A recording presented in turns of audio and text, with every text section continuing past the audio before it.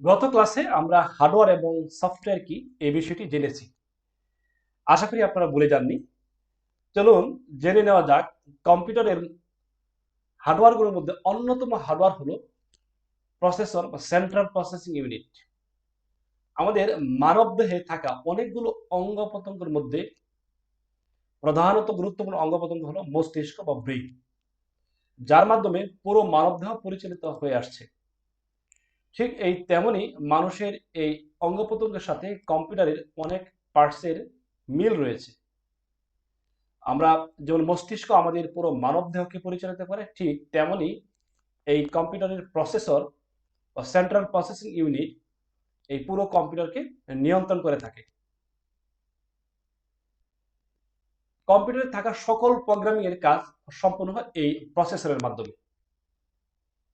আমরা দেখা যায় যে কম্পিউটারে একসাথে অনেকগুলো কাজের যখন আমরা কমান্ড দেই, যখন কোনো তথ্যকে আমরা ইনপুট করি, ঠিক তখনই এই প্রসেসর আস্তে আস্তে হিট হতে থাকে এবং এই প্রসেসরকে এই ঠান্ডা করার জন্য আমরা দেখব ঠিক এই প্রসেসরের উপরে একটা কুলিং ফ্যান রয়েছে।